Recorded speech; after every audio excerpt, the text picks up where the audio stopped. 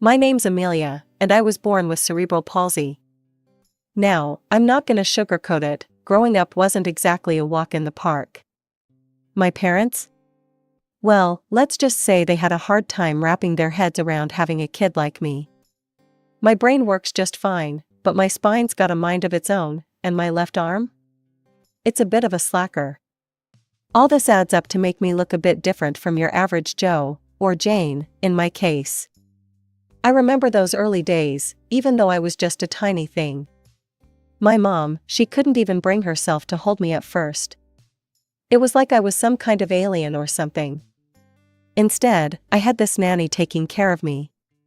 She was nice enough, I guess, but it wasn't the same as having your mom there, you know? The nanny was my grandmother's idea.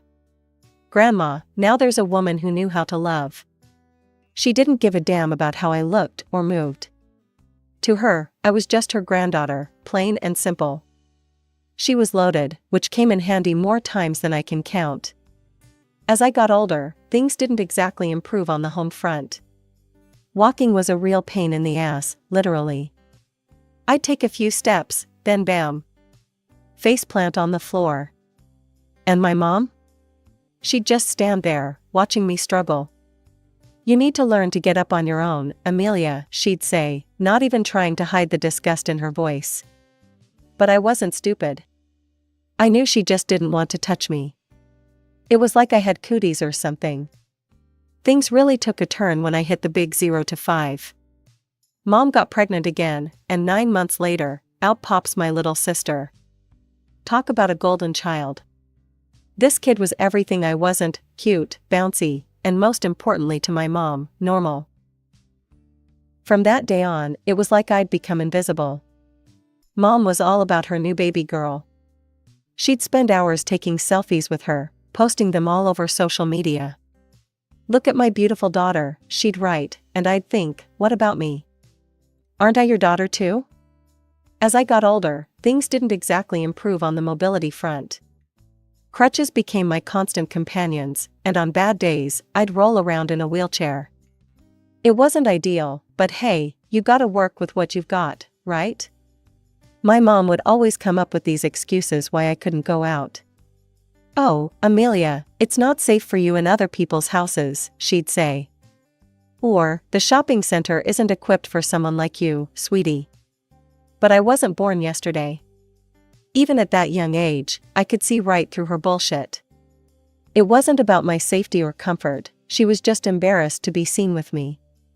God forbid her friends see her with her special daughter. So, my childhood became a never-ending cycle of 4 walls and a ceiling. While my sister got to experience the world, make friends, and create memories, I was stuck at home, watching life pass me by through the window. My parents didn't even try to hide the fact that they hated going anywhere with me. It was like I was some kind of burden they were forced to carry.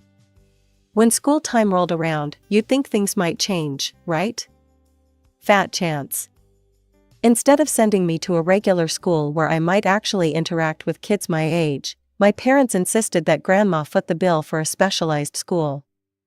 It's for the best, Amelia, Dad would say, not quite meeting my eyes. You'll be with kids who understand you better. What he really meant was, we don't want you embarrassing us at a normal school. But hey, who needs social skills and diverse experiences, am I right? So off I went, every day, driven by a nanny Grandma hired. Don't get me wrong, the nanny was nice enough, but it wasn't the same as having your mom or dad drop you off, you know? Now, Grandma, she was a whole different story. While my parents were busy pretending I didn't exist, Grandma was all about helping me thrive. Amelia, my dear, she'd say, her eyes twinkling, how about we take a little trip this weekend? And just like that, I'd find myself on adventures I never thought possible.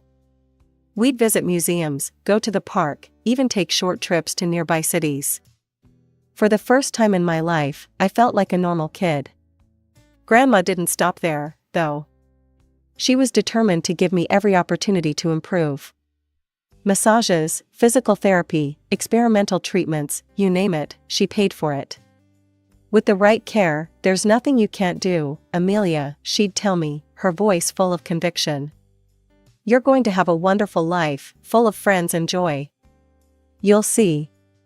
I remember this one time, after a particularly grueling therapy session, I was feeling pretty down on myself. Grandma noticed, of course, she always did. "What's wrong, sweetheart?" she asked, sitting down next to me. "Why bother with all this, Grandma?" I said, gesturing at my uncooperative body. "It's not like I'm ever going to be normal." She took my face in her hands, forcing me to look at her. "Amelia, listen to me. There's no such thing as normal. Everyone's got their own struggles, their own challenges. Yours are just a bit more visible, that's all. But that doesn't make you any less worthy of love, of friendship, of a full and happy life. You hear me? That was Grandma for you. Always ready with a hug, a word of encouragement, or a surprise treat. She believed in me when no one else did, not even myself. And slowly but surely, I started to believe too. It was Grandma's birthday, and she dropped a bombshell on us. She wanted to celebrate at a fancy restaurant. Now, for most families, this wouldn't be a big deal. But for us? It was like she'd suggested we all go skydiving. The next day, Mom came into my room with a forced smile. "Amelia, honey, Grandma's having a birthday dinner at a restaurant. But you're not feeling well, right? It's probably best if you stay home." I knew the drill. I was supposed to nod and agree, be the good, understanding daughter. But something in me snapped. "Actually, Mom, I feel fine. I'd love to go to Grandma's dinner." The color drained from her face. "Oh, but the restaurant might not be accessible. And you know how tired you get. It's really better if you stay home." Before I could argue, the doorbell rang. Mom's eyes widened in panic. "That's Grandma. Quick, get in bed and pretend you're sick." But it was too late. Grandma bustled in, took one look at me sitting up in my wheelchair, and smiled knowingly. "There's my girl. All ready for dinner, I see." Mom started sputtering some excuse about me being ill, but Grandma wasn't having it. She walked right up to me, put her hand on my head, and declared, "Doesn't feel like a fever to me. Come on, Amelia, let's get you to that restaurant." And just like that, we were all piling into Grandma's car, me in my wheelchair, my sister in her frilly new dress, and my parents looking like they were headed to a funeral instead of a birthday celebration. The restaurant was buzzing when we arrived. I saw relatives I hadn't seen in years, and to my surprise, they seemed genuinely happy to see me. As we settled in for dinner, I couldn't help but notice how Mom positioned herself as far from me as possible. She was chatting and laughing with everyone else, but it was like I didn't exist. I tried my best to eat neatly, I really did. But sometimes my hand just doesn't cooperate, you know? I saw Mom wince every time I dropped food or made a mess. Grandma, bless her heart, didn't miss a beat. She helped me when I needed it, chatted with me like I was the most interesting person at the table, and made sure I was comfortable. At one point, she called out Mom. "Susan, why aren't you helping Amelia with her meal?" Mom's face flushed red. She quickly scooped up my sister and plastered on a fake smile. "Oh, I can't manage both girls at once, Mom. You know how it is." I saw the flash of anger in Grandma's eyes, but before she could say anything, Dad stood up abruptly. "Well, this has been lovely, but I think it's time we headed home. Amelia looks tired." I wasn't tired. I was having the time of my life. But I knew better than to argue. As Dad wheeled me out, I caught sight of Grandma's face. She looked sad and disappointed, but she gave me a little wink. It was her way of saying, "Don't worry, I've got your back." As we drove home in silence, I couldn't help but think about the evening. Yeah, it had been awkward and uncomfortable at times. But for a few brief moments, I'd felt like part of a real family. And you know what? That feeling was worth all the awkwardness in the world. The feeling of awkwardness accompanied me all my childhood. Whenever we had visitors, you know, the normal people my parents actually wanted to associate with, I'd get the same old song and dance. "Amelia," Mom would say, her voice sickly sweet, why don't you go to your room for a bit? We're having company. At first, it stung. But over time I got used to it. So, I'd will myself into my room, shut the door, and wait. I'd hear the laughter, the chatter, the sounds of a normal family having a normal time. And I'd sit there, alone, trying not to feel like a freak in my own home. But you know what? I'm nothing if not adaptable. I taught myself to cook, even though my hands shook and I dropped more than a few plates along the way. I learned to draw, pouring my feelings onto paper when I couldn't express them out loud. And I wrote. Boy, did I write. Poems mostly, little snippets of emotion that I could never quite say out loud. The funny thing is, for a while there, I thought I had an ally in all this. My little sister, when she was just a tiny thing, she used to love me. Like, really love me. She'd toddle into my room, all big eyes and chubby cheeks, and just want to be near me. I remember this one time, she must have been about 3. She came into my room while I was drawing. Mia, she squealed, she couldn't quite manage Amelia yet. Draw me. So I did. It wasn't great, mind you, a wobbly circle for a head, stick arms, and legs. But to her? It was a masterpiece. She hugged that paper like it was made of gold. But then Mom walked in. The look on her face when she saw her precious baby girl cuddled up next to me? You'd think she'd caught her playing in mud. Sarah, she snapped. Come here, get away from your sister. Sarah looked confused. But Mommy, Mia drawing me. Mom snatched the picture away. That's nice, honey, but let's go play in your room instead, okay? And just like that, it started. Every time Sarah tried to get close to me, Mom would pull her away.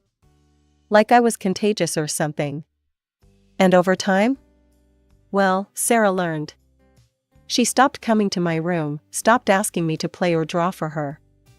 By the time she hit her teens, she was just like Mom. I'd hear her giggling with her friends in the living room, but I knew better than to go out there. One day, I wheeled myself out to get a glass of water, forgetting she had friends over. The look of horror on her face when she saw me? It was like looking at a mini version of Mom. Amelia, she hissed. Go back to your room. My friends are here. And just like that, I was back in my sanctuary, my prison, my room. But you know what? It didn't hurt as much as it used to. Because in that room, I wasn't Amelia the freak, Amelia the embarrassment. I was just Amelia. The girl who could cook a mean omelet, draw pictures that made people smile, even if those people were just me and Grandma, and write poems that captured all the things I couldn't say out loud. Meanwhile, life went on, and graduation came. Man, what a mix of emotions that was. There I was, surrounded by my classmates, other special kids like me. And you know what? For once, I felt normal. We were all different in our own ways, but here, in this moment, we were the same. Kids who'd made it despite the odds. I remember looking around at all the smiling faces, the proud parents, the teary-eyed teachers. And for a moment, just a moment, I let myself feel proud too. I'd done it. Despite everything, I'd actually done it. But then reality came crashing back. My eyes scanned the crowd, searching for familiar faces. Mom, Dad, Sarah? Nope, nope, and nope. They were probably sipping cocktails on some beach right about now, enjoying their much-needed family vacation. Funny how their idea of family never seemed to include me. But you know who was there? Grandma.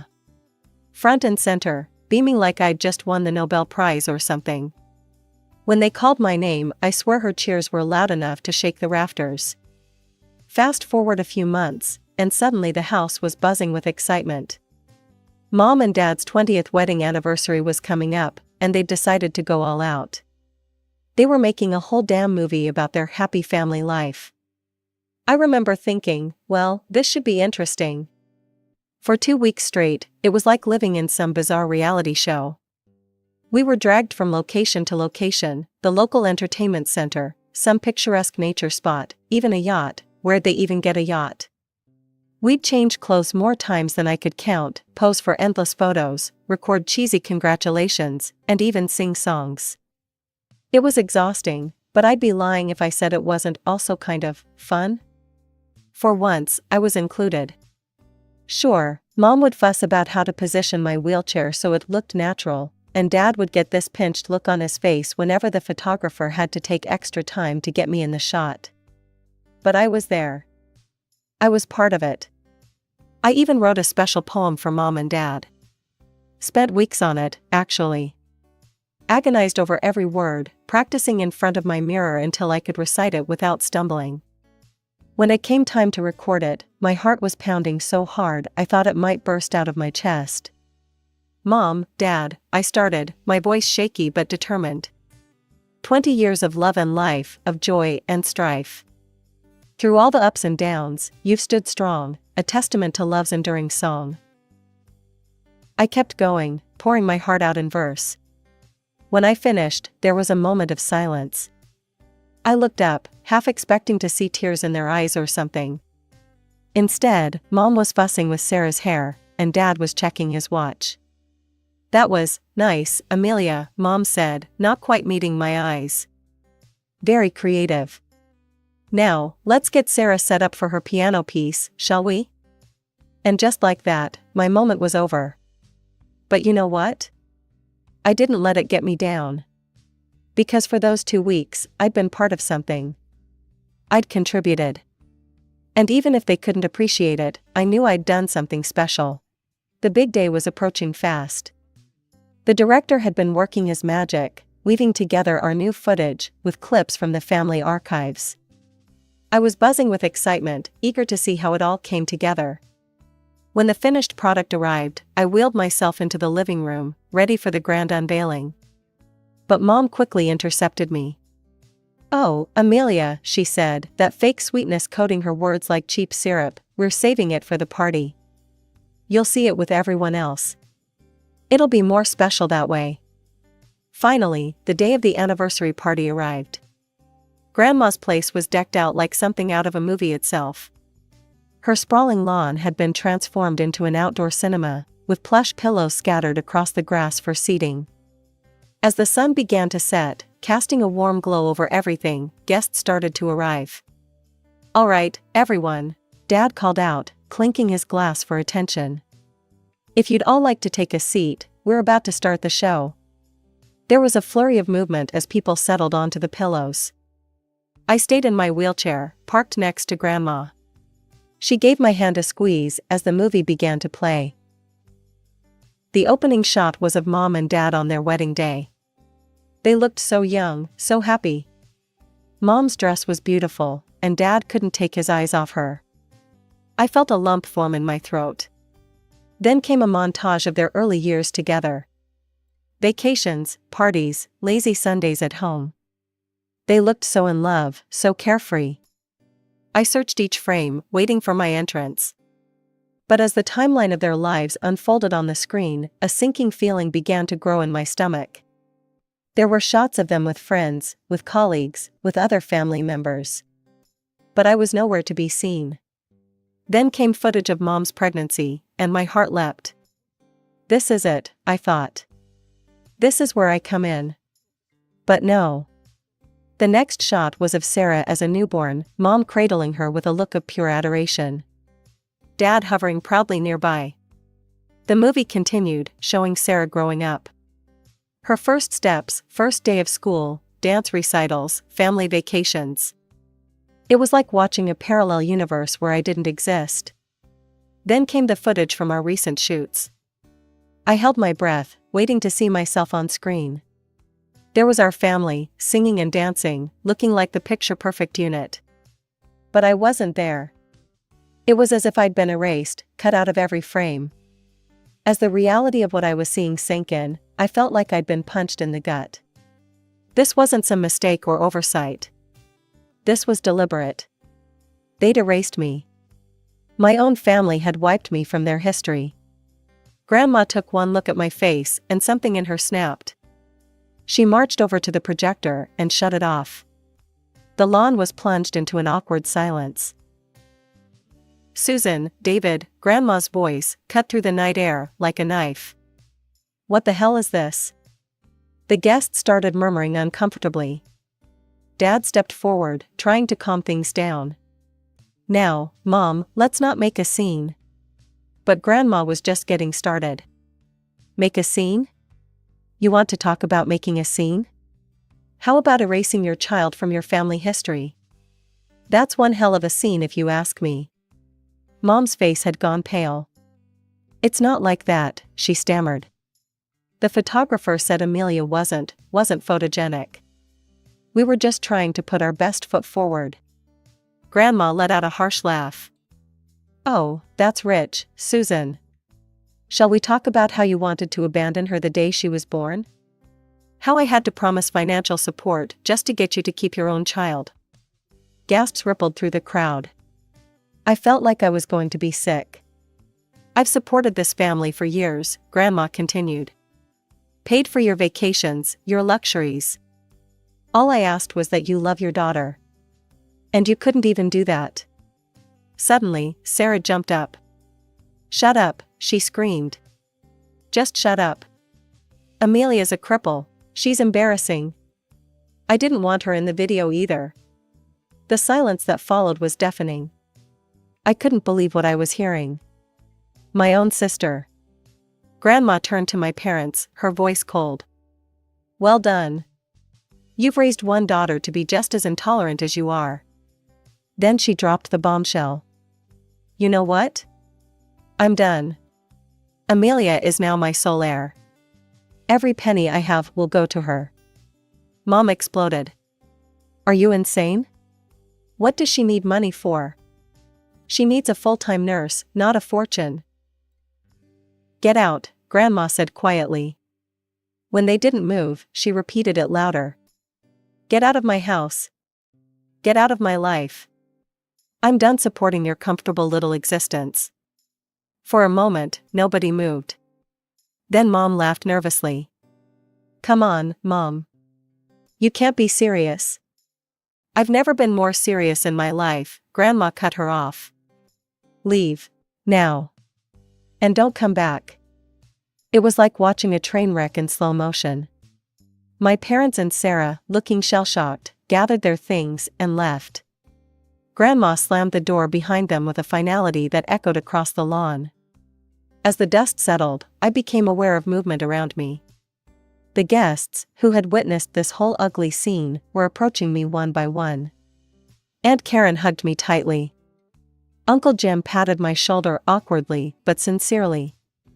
Even some of my parents' friends, people who had never so much as looked at me before, came up to express their support.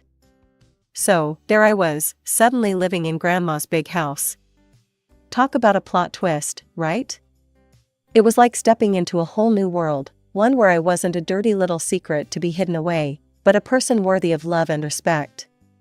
About a week after the great family meltdown, that's what I started calling it in my head, Grandma sat me down for a chat. All right, Amelia, she said, that familiar twinkle in her eye. Let's talk about your future. What do you want to do with your life? I blinked at her, caught off guard. No one had ever really asked me that before. It was always assumed I'd just exist, I guess. Be taken care of. But never have dreams of my own. I don't know, I stammered. I never thought. Well, start thinking, Grandma said, not unkindly. The world's your oyster now, kiddo. What do you love doing? And just like that, it hit me. I love writing, I said, my voice growing stronger. And drawing. I want to create things, Grandma. Beautiful things.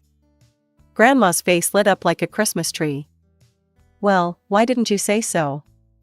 We'll get you into the best damn art and literature program we can find.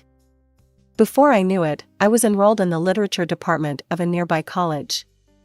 Grandma had made sure the campus was fully accessible, and even hired a part-time assistant to help me with any physical tasks I couldn't manage.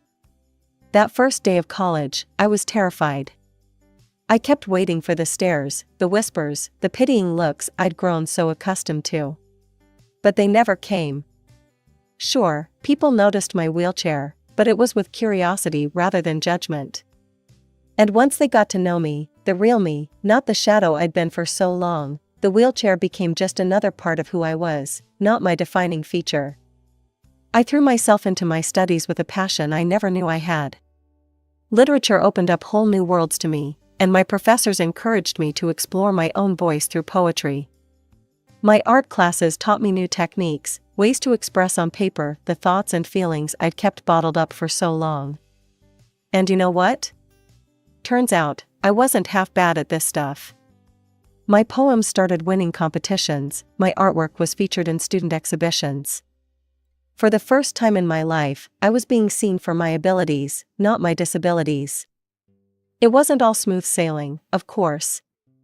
There were days when the pain, both physical and emotional, felt overwhelming. Days when I missed my parents and sister, despite everything. But I had grandma, and I had my art, and slowly but surely, I was building a life for myself. Now, here I am, holding my very first published book of poetry in my hands. It's a slim volume, nothing fancy, but it's mine. Every word, every illustration, they all came from me. From my experiences, my pain, my joy, my growth. As I flip through the pages, I can't help but smile at the dedication. To Grandma, who taught me that being different isn't a flaw, it's a feature. And to everyone who's ever felt invisible, may you find the strength to make yourself seen.